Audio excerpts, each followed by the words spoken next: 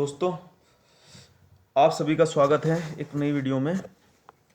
इस वीडियो में हम बात करेंगे कि किसी शेयर को एनालाइज करने का सबसे अच्छा तरीका क्या है और कैसे हम ये पता कर सकते हैं कि कंपनी फ्यूचर में क्या ग्रोथ करने वाली है।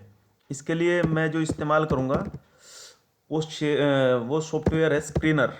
तो स्क्रीनर जो भी शेयर मार्केट में इन्वेस्ट करने के इच्छुक हैं, ये सॉफ्टवेयर उनके पास होना ही चाहिए। स्क्रीनर एक सॉफ्टवेयर है दोस्तों। इस सॉफ्टवेयर में दोस्तों आपको जितनी भी शेयर मार्केट एनएससी और बीएससी लिस्टेड कंपनियां हैं उन सब के फंडामेंटल्स के बारे में जानकारी मिलती है।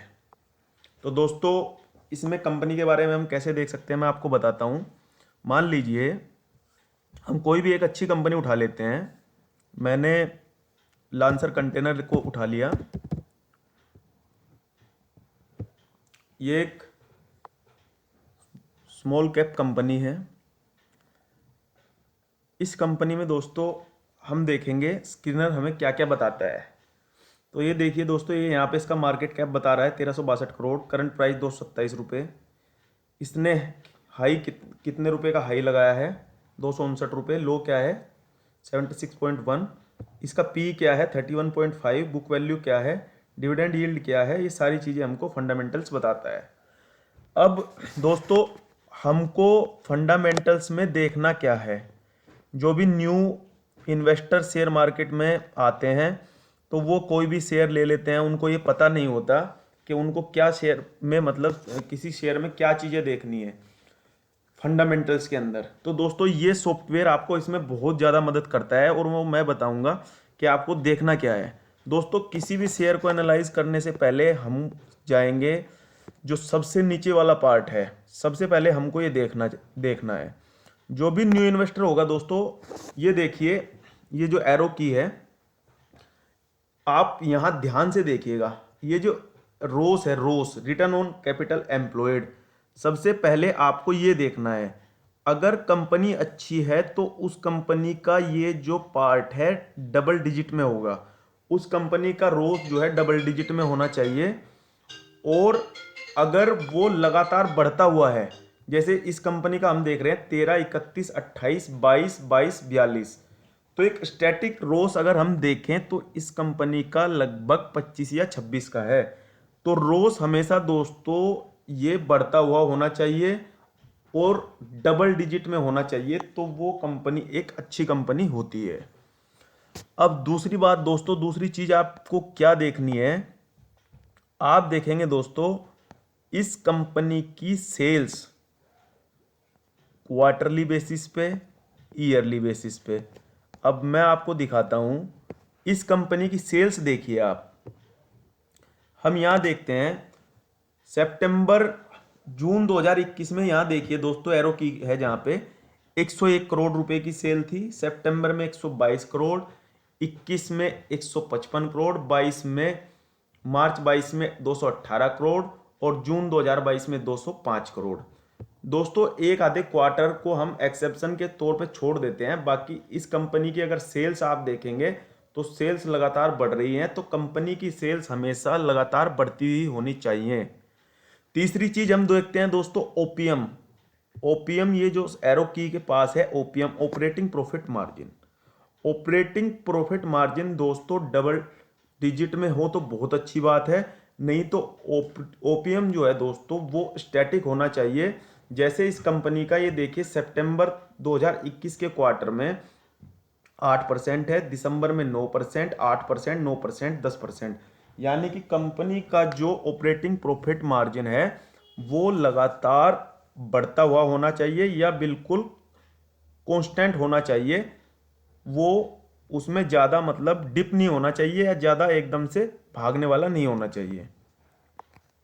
चौथी चीज़ दोस्तों, जो सबसे मेन चीज़ है, नेट प्रॉफिट। देखिए, कोई भी कंपनी अगर प्रॉफिट करेगी तो तभी शेयर का प्राइस बढ़ेगा, तभी आपको कुछ मिलेगा। क्योंकि शेयर खरीदने का मतलब है आप कंपनी के साथ पार्टनरशिप कर रहे हैं।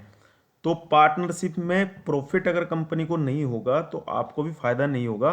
तो कंपनी का प्रॉफिट ये देखिए दोस्तों, जून 2021 के क्वार्टर में 3 करोड़, सितंबर 2021 में 5 करोड़, दिसंबर 2021 में 8 करोड़, मार्च 2022 में 11 करोड़, जून 2022 में 12 करोड़। तो कंपनी का प्रॉफिट जो है दोस्तों धीरे धीरे बढ़ रहा है। तो कंपनी का जो नेट प्रॉफिट है दोस्तों, वो क्वार्टरली और ईयरली दोनों बेसिस पे बढ़ते हुए होना चाहिए, जो आप स्क्रीनर में अच्छे से देख पाएंगे। और यही जो ऊपर मैंने बताया है, ईयरली बेसिस पर भी आप देख सकते हैं दोस्तों। सेल्स देखिए, 18 में 109, 19 में 197 करोड़, 2020 में 265 करोड़, मार्च 2021 में 300 करोड़, और मार्च 2022 में कंपनी की जो सेल्स है 595 करोड़ है। अगर आप ऐसे ही ईयरली बेस पे भी ओपीएम को देखेंगे तो ओपीएम भी ये देखिए 10%, 8%, 8%, 8%, मतलब स्टैटिक है। जो ओपीएम है वो स्टैटिक है, जो कि एक अच्छी बात है। और दोस्तों यहाँ पे नेट प्रॉफिट अगर ईयरली बेस पे देखेंगे तो 2 करोड़ 2000 मार्च 2017 में, 18 में 7 करोड़, 19 में 8 करोड़, 20 में 8 करोड़, 21 में 9 करोड़, और जो 2022 में मेजर जंप आया वो सीधा 3 गुना प्रॉफिट हो गया कंपनी का, 27 करोड़। तो कंपनी का शेयर जो है दोस्तों, अगर ऐसा प्रॉफिट किसी का आ जाता है तो वो कंपनी बहुत ही अच्छे तरीके से उसका शेयर एकदम से भागता है। और इसको आप अगर देखना चाहते हैं तो लांसर कंटेनर का पिछले साल का पूरा चार्ट आप देख सकते हैं कि इसके शेयर ने क्या गजब की दौड़ लगाई थी। इसके बाद दोस्तों आपने देखना है बैलेंस शीट, और बैलेंस शीट में आप क्या देखेंगे, रिजर्व। तो कंपनी के ये रिजर्व वो धनराशि होती है दोस्तों जो कंपनी की जेब में पैसा होता है। किसी कंपनी के पास जो पैसा होता है उसको रिजर्व बोलते हैं। तो यहाँ आपने देखना है कि कंपनी का जो रिजर्व है वो लगातार बढ़ते हुए होना चाहिए, जो कि आप इस कंपनी में देख रहे होंगे, ये अपना रिजर्व बढ़ा रहे हैं। दूसरी बात, रिजर्व के बाद आप बोरोइंग देखेंगे दोस्तों। तो बोरोइंग जो है किसी कंपनी की हमेशा कम से कम होनी चाहिए। अगर बोरोइंग है भी कंपनी के पास तो उसके रिजर्व का वो या तो आधा हो, आधा नहीं तो तिहाई हो। बट इस कंपनी ने क्या किया है, मार्च 2022 के बाद सितंबर 2022 में अपनी बोरोइंग बढ़ाई है, जिसको हमने क्रॉस वेरीफाई करना है। यहाँ पर जो फिक्स एसेट हैं, कंपनी ने क्या फिक्स एसेट अपने बढ़ाए हैं, या जो बोरोइंग कंपनी ने ली है उससे कंपनी ने क्या किया है। और इसको क्रॉस वेरीफाई करने के लिए दोस्तों आपके पास दो ऑप्शन है। आप चेक कर सकते हैं कंपनी के एसेट्स, क्या कंपनी ने एसेट बढ़ाए हैं। तो कंपनी के आप अगर देखेंगे तो 192 करोड़ से 471 करोड़ के एसेट हुए हैं इस क्वार्टर के दौरान, जो सितंबर 2022 का क्वार्टर था। तो कंपनी ने अपने एसेट बढ़ाए हैं। तो इसलिए हम ये मान सकते हैं कि कंपनी एसेट बढ़ाने में पैसा लगा रही है, तो कंपनी का वो पैसा वो कहीं और वेस्ट नहीं कर रही है, वो अपने बिजनेस को बढ़ाने के लिए पैसा इन्वेस्ट कर रही है। तो एक दो क्वार्टर में हम फिर से देखेंगे, अगर कंपनी बोरोइंग को कम करती है तो वो एक गुड साइन है। अदरवाइज हम ज़्यादा रिस्क नहीं लेंगे और ऐसी कंपनियों में इन्वेस्ट करेंगे जो अपनी बोरोइंग को घटा रही हैं। उसके बाद दोस्तों हम देखेंगे share holding pattern. Share holding pattern में हमें क्या देखना है कि प्रमोटर्स जो हैं दोस्तों कंपनी में 50% तो कम से कम होने चाहिए ही।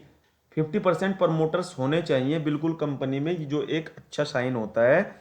और उसके साथ ही जो एफआईज हैं, मतलब फॉरेन इन्वेस्टर हैं, अगर वो कंपनी में अपनी शेयर होल्डिंग बढ़ा रहे हैं, जैसे कि हम इस कंपनी में देख रहे हैं, सितंबर 2021 में 0.6%, दिसंबर 2021 में 4.31%, मार्च 2022 में 6.63%, जून 2022 में 13.60% और सितंबर 2022 में प्रमोटर होल्डिंग बढ़कर 20.46% आई है और दिसंबर 2022 में 20.01% हो गई है। तो प्रमोटर की इसमें एफआई जो है अच्छी खासी होल्डिंग रखते हैं, तो ये भी एक अच्छा साइन है कि ये एक अच्छी कंपनी है। तो दोस्तों आई होप आपको ये चीज़ समझ आई होगी कि फंडामेंटल्स के साथ साथ आपको किसी कंपनी की जो भी ऑपरेटिंग एक्टिविटी है और कंपनी को वेरीफाई करने के लिए कि कंपनी अच्छी कंपनी है कि नहीं है, क्या क्या चीज़ें आपको देखनी है, ये चीज़ें आपको समझ में आई होंगी। अगर आपका कोई डाउट है, आप किसी शेयर को मेरे साथ शेयर करना चाहते हैं कि मैं आपको एनालाइज करके बताऊं कि इसमें आगे क्या संभावना है, तो आप मुझे कमेंट में बता सकते हैं। बाकी अगर आपको वीडियो अच्छा लगा हो और वीडियो आपके लिए हेल्पफुल हुआ हो तो आप चैनल को लाइक करें, शेयर करें और वीडियो पे कमेंट जरूर करें और बताएं कि वीडियो आपको कैसा लगा है। ये सभी जो मैंने आपको बताया मेरा अपना मंतव्य है, इसके आधार पर निवेश की किसी को कोई सलाह नहीं है। निवेश आपके अपने जोखिम पर होगा, तो निवेश अपने जोखिम पर करें। चैनल को लाइक करें, सब्सक्राइब करें। धन्यवाद।